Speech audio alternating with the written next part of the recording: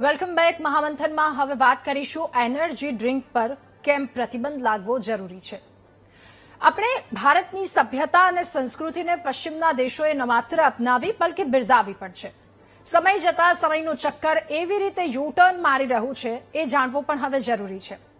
હવે સામાન્ય રીતે આપણને તરસ લાગે તો આપણે જોતા કે લીંબુ શરબત, નારિયેળ પાણી પીવાના બદલે હવે પશ્ચિમી દેશોથી ઉડીને આવેલા એક ઠંડા પીણા પીવાનો આગ્રહ આપણે પહેલા રાખીએ છીએ.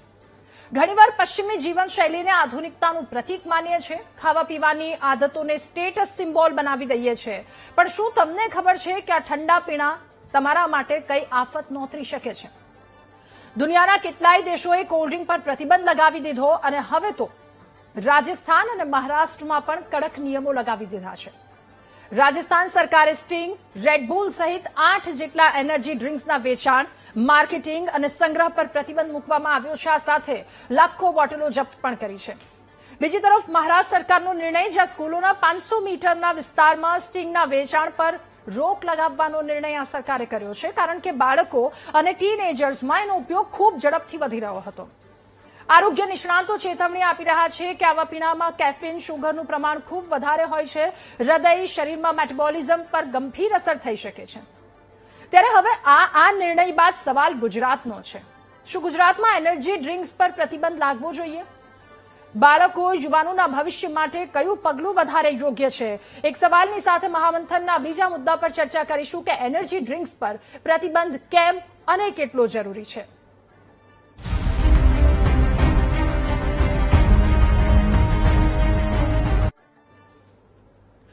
આજ મુદ્દા પર ચર્ચા કરીશું. આપણી સાથે doctor Yogesh Gupta, senior physician જોડાયા છે, અને ડાયટિશિયન વંશિકા શાહ આપણી સાથે જોડાયા છે. આ બંનેનું ખૂબ સ્વાગત છે મહામંથનમાં.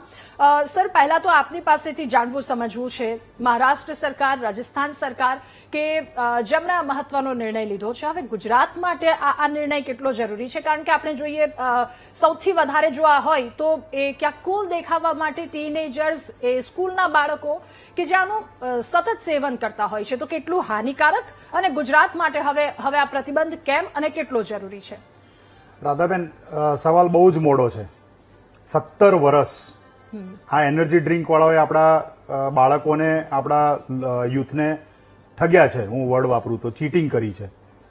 તમે તમારા માધ્યમથી અત્યારે આપણા કેટલા બાળકોને, ઘણા પેરેન્ટ્સ જોતા હતા, એમના બાળકોને પૂછી શકે કે જ્યારે એ આવી એનર્જી ડ્રિંક પીવે તો એમને શું અહેસાસ થતો હશે. એ એનર્જી ડ્રિંક ઓર રેડબુલમાં બુલનું જે પિક્ચર છે ને, એ જોઈને કે આને આટલી એનર્જી મળે તો મને એનર્જી મળશે, તો એ લોકો એ એનર્જી માટે એ ડ્રિંક પીવે છે. પણ મજાની વસ્તુ એ છે કે નથી એ કોઈ પેરેન્ટ જાણતું, નથી એ બાળક જાણતું કે એ ખાલી પાણી, શુગર અને પરફોર્મન્સ એન્હાન્સિંગ સબસ્ટન્સ એટલે કે કેફેન, ગરુના અને ટોરિનથી બનેલી એક બોટલ છે. 100 રૂપિયા, 150 રૂપિયા, જેમાં કદાચ 1.5 લીટર દૂધ આવી જાય, 1.5 કે 2-2.5 કિલોના બનાના આવી જાય, પણ એને ત્યજીને આપણે આ એનર્જી ડ્રિંક તરફ આગળ વધીએ છીએ. પણ મારી પ્રજાનો ક્યાં વાંક? 17 વર્ષથી ફસાઈને ખબર નહોતી પડતી કે આ મિસલેબલિંગ છે, આ ખોટું એડવર્ટાઇઝમેન્ટ, સરોગેટ એડવર્ટાઇઝમેન્ટ કે મિસ અન્ડરસ્ટેન્ડિંગ ઊભું કરતું એડવર્ટાઇઝમેન્ટ કરી રહી છે કંપનીઓ. અને રાજસ્થાન અને મહારાષ્ટ્ર સરકાર જાગી. પણ મજાની વસ્તુ કે રાજસ્થાન અને મહારાષ્ટ્ર સરકાર બી જાગી નથી. કદાચ ખોટું લાગશે એ લોકોને. રાજસ્થાન સરકારે શું કીધું કે અત્યારે બધું જ અમે જપ્ત કરી લઈએ છીએ, પણ એ લેબલ ચેન્જ કરી નાખે, જે બોર્નવિટામાં કર્યું હતું. કદાચ લોકોની યાદ નથી, બોર્નવિટામાં બી આ જ કર્યું હતું કે Bournvita is not an energy drink. એટલે બોર્નવિટા જયારે એને હટાવી દીધું તો પાછું માર્કેટમાં બોર્નવિટા આવી ગયું. સેમ વે મહારાષ્ટ્રે શું કર્યું, 500 મીટર સ્કૂલ, એમાં એનર્જી ડ્રિંક ના મળે, કોચિંગ ક્લાસમાં મળે, જીમની આજુબાજુ મળે, જ્યાં સ્પોર્ટ્સ રમાતું હોય, જ્યાં સ્પોર્ટ્સની ટ્રેનિંગ થતી હોય ત્યાં મળે, તો ત્યાં બાળકો નથી જતા. સો તમે જે સ્ટેપ્સ લીધા છે ને, ખાલી આઈ વોશ છે, on a very frank note. એટલે મને આમાં કોઈ જાતનો ફાયદો દેખાતો નથી આપણા બાળકો માટે, કેમ કે એમની વિચાર, જો તમે એમના માટે વિચારતા હોત તો આ એનર્જી ડ્રિંક તમે સંપૂર્ણ બેન કર્યું હોત. બીજી વસ્તુ, ફસાઈની અંદર તો એનર્જી ડ્રિંક જેવું કોઈ શબ્દ જ નથી. તમને કદાચ ખ્યાલ નહીં હોય, પણ ફસાઈની જે કેટેગરીઝ છે, જયારે એ લોકોએ લાયસન્સ લેવું હોય ત્યારે એમાં એનર્જી ડ્રિંકનું તો કોઈ લેબલ જ નથી. તો 17 વર્ષ સુધી એનર્જી ડ્રિંક કેવી રીતે વેચાતી હતી માર્કેટમાં? એનો જવાબ કદાચ કોઈ નહીં આપે. પણ આપણે આજે મુદ્દો એઝ અ ડોક્ટર કરવા જવું કે આ ડ્રિંકનો બેનિફિટ ને નુકસાન શું. મને બેનિફિટ નથી દેખાતું. કોઈ મને એક ગ્લાસ પાણીની અંદર નળમાં આરોમાં આવતું પાણી એમાં શુગર 50 ગ્રામ નાખીને અને 80 મિલીગ્રામથી 140 મિલીગ્રામ કેફીન ભેળવીને મને આપી દે તો એના કરતા તો કદાચ મેં કીધું ને એ પ્રમાણે 1.5 લીટર દૂધ પીવું પસંદ કરીશ, કેમ કે કોઈ પણ કાળે એ એનું ઇક્વલ તો નહીં જ થાય. નુકસાન કેટલું એ તમે જુઓ. આ જેટલા મેં શબ્દો વાપર્યા, શુગર છે, કેફીન છે, ટોરિન છે, એ મારું લીવર ઘડાયેલું જ નથી એને મેટાબોલાઇઝ કરવા માટે. બરોબર? તો એ લીવરને ડેમેજ લાંબા ગાળે કરવાનું જ છે. ઘટઘટાઈને પી ગયો મારો બાળક તો, પણ 15 વર્ષે, 20 વર્ષે, 25 વર્ષે સોનોગ્રાફી કરાવે એટલે fatty liver grade 1, fatty liver grade 2 આવા પછી પેરેન્ટ્સ અમારા જોડે આવે કે મારા બાળકને છે ને લીવર ફેટી થઈ ગયું છે સાહેબ. પણ એ એનું કારણ આ છે. પછી વિચારો કે આ જે કેફીન છે ને એ એકચ્યુઅલી યુરિન વધારવાનું કામ કરે છે. એનું મેડિકલ કામ એ છે. એટલે મારા બોડીમાં, મારા કિડનીમાંથી એ યુરિન બહાર ફેંકે એટલે મારા બોડીમાં ડિહાઇડ્રેશન એટલે પાણીની અછત ઉભી થાય. અને પછી હું એનર્જી બુસ્ટરની રીતે એમાં વધારે કામ કરું તો મારામાં હજી પાણીની અછત ઉભી થાય. નાના પાયે એ સ્ટોન કરે, મોટા પાયે કિડની ડેમેજ કરે. હવે સૌથી ડેન્જરસ વસ્તુ એ હૃદય જોડે કરે છે.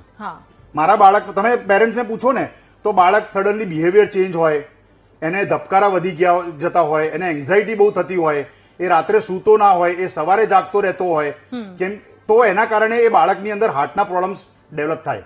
અને છેલ્લે આવે બ્રેન.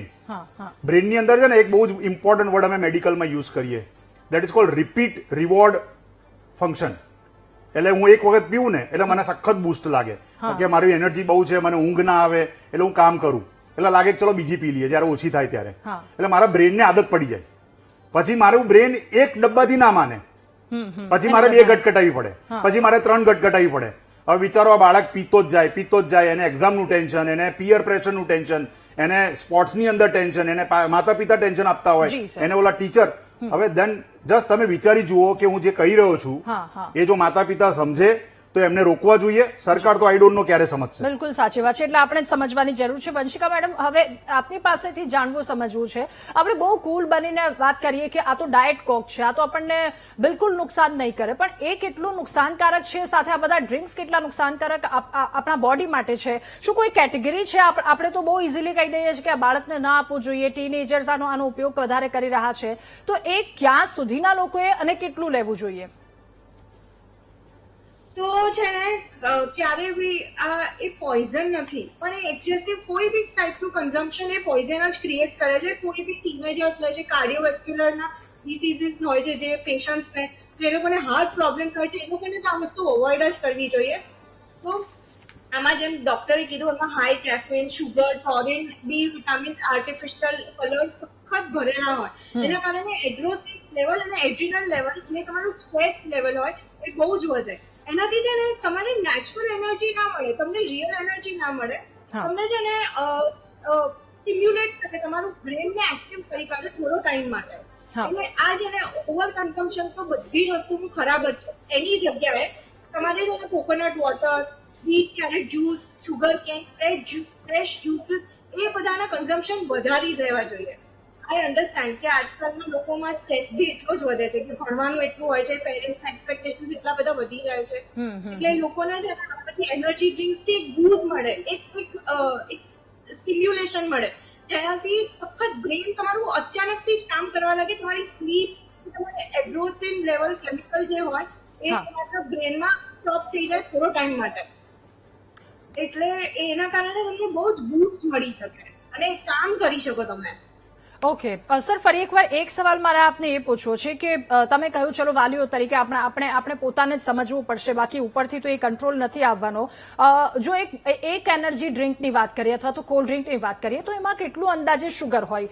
10 ચમચી શુગરની વાત કરવામાં આવે છે. કદાચ આપણું શરીર તો આને એક્સેપ્ટ એક સાથે કરતું જ નથી, ઉલટી દ્વારા તરત જ બહાર ફેંકી દેશે. તો એ કયું તત્વ છે જે અંદર ટકાવી રાખે છે આ તમામ વસ્તુ? કેમ કે આ જેટલા બી કોલ્ડ ડ્રિંક્સ છે ને, this are all cold drinks.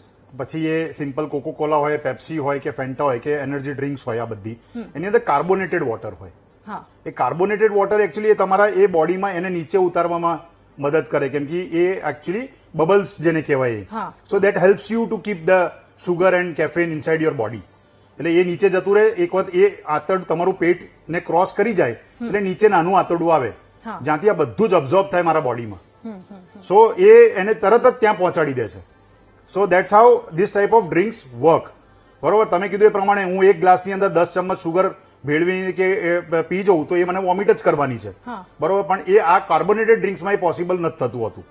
અને બીજી વસ્તુ, કેમ કે એ તાત્કાલિક નીચે પહોંચાડે છે, તાત્કાલિક નાના આંતરડામાં પહોંચાડે છે, એટલે એની માત્રા પણ તમારા બોડીમાં વધારે એન્ટર થાય છે. તમારા બોડીના જે પ્રોસેસીસ છે, ફ્રોમ ઉપરની અન્નનળીથી લઈને પેટથી લઈને પછી નાના આંતરડામાં જે પ્રોસેસ થાય એના જગ્યાએ તરત જ નાના આંતરડામાં એ પ્રોસેસ ચાલુ થાય છે. એટલે એનર્જી ડ્રિંક્સનું રહેલું કેફેન અને સુગર એ તમને વધારે ડેન્જર ઊભું કરે છે એટ અ લોંગ રન. નાના 1-2 દિવસ 3 દિવસમાં તો કશું જ નથી થવાનું, પણ મહિને 2 મહિને 5 મહિને 6 મહિને આ બાળકોના બિહેવિયર ચેન્જીસ આવતા જ હોય છે.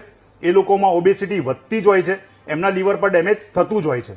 ઓકે, અને બાળકો યંગસ્ટર્સ એની વાત કરીએ છીએ કે ચલો એ તો કુલ બનવા માટે આ બધી વસ્તુ પીવે જ છે, કંઈક એવું આપણે જંક ફૂડ અથવા તો એવું કંઈક સાથે લીધું છે તો એની સાથે કોલ્ડ ડ્રિંક હવે એક રિચ્યુઅલ બની ગયું છે કે તમામ લોકો લે જ છે. આના માટે કોઈ એજ કે એવા પેરામીટર્સ સર ખરા કે બધા જ માટે એટલું નુકસાનકારક છે? સી, જેટલા બી આપણે મેડિકલી જો વાત કરીએ ને તો હંમેશા ડિવિઝન થાય એજનું, કે ભાઈ જેમાં અપાય, જેમાં આપો તો બહુ જ નુકસાન થાય, જેમાં તમે નાની માત્રામાં આપો તો ચાલી જાય. તો બાળકોમાં એટલે 12 યર સુધીની એજ સુધીમાં તો આ કોલ્ડ ડ્રિંક્સ કે કેફેનેટેડ કોઈ પણ વસ્તુ, ઇવન આપણા બાપદાદાઓ આપણા બાળકોને ચા કોફી પણ નહોતા આપતા, તો એમને ખબર નહોતી એવું નથી, એમને ખબર હતી કે આ કેફેન વાળી વસ્તુઓ છે જેના કારણે મારા બાળકના બ્રેનના ડેમેજ થવાના ચાન્સીસ વધારે છે. એટલે મને નથી લાગતું કે ઇન્ડિયન કન્ટેક્સની અંદર આપણા બાળકો મોટા થાય ત્યાં સુધી ચા કોફી પણ પીવે છે. સો 12 વર્ષ સુધી તો એક અકબંધ રૂલ છે કે એ બાળકોને તો કોઈ કોલ્ડ ડ્રિંક, કોઈ પણ જાતનું કોલ્ડ ડ્રિંક કે જંક ફૂડ કે એને એનર્જી ડ્રિંક ના જ જવું જોઈએ.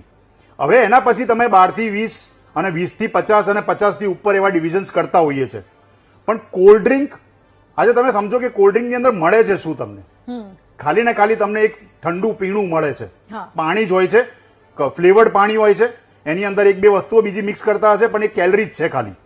સો એનો કોઈ રિપ્લેસમેન્ટ, આટલી ખરાબ વસ્તુનો કોઈ રિપ્લેસમેન્ટ આપણે આપી જ શકીએ નહીં, બધી જ ખરાબ છે મારા હિસાબે તો. ઓકે, વંશિકા, કેટલાય લોકો અને આપણે એવા સાંભળ્યા પણ છે કે મેં શુગર સાવ બંધ કરી દીધી છે, ઓછી કરી દીધી છે, અને એની સામે આવી રીતે કોલ્ડ ડ્રિંક પી લે એટલે એ બધું ઇક્વલ થઈ જાય, કદાચ એના કરતા વધારે શુગર લઈ લે. ડાયટિશિયન તરીકે તમારી હવે શું સલાહ રહેશે લોકોને? ખૂબ જ ટૂંકમાં આપની વાત રજૂ કરશો. હા, તો હવે શુગર બંધ કરી દીધી અને તમે આ કોલ્ડ ડ્રિંક પીવો છો, એનાથી શુગર સ્પાઇક બહુ વધી જાય, એનાથી છે ને ઇન્સ્યુલિન રેઝિસ્ટન્સ વધે, તમારા બોડીમાં ટાઈપ 2 ડાયાબિટીસ વધી શકે, ઓબેસિટી વધી શકે, જેમ ડોક્ટરે કીધું એમ. એટલે એના કરતા કટ ડાઉન શુગર કરતા ગુડ કાર્બ્સ લેવું, ગુડ ગ્લુકોઝ લેવું તમારા બોડી માટે, જે તમને હેલ્પ કરી શકે, જે તમને એનર્જી આપી શકે. જે મેં તમને કીધું જેમ કે કોકોનટ વોટર થઈ ગયું, શુગર કેન જ્યુસ થઈ ગયો, ફ્રૂટ ફ્રેશ જ્યુસીસ થઈ ગયા, એ બધું લેવું જોઈએ rather than consumption of this drinks.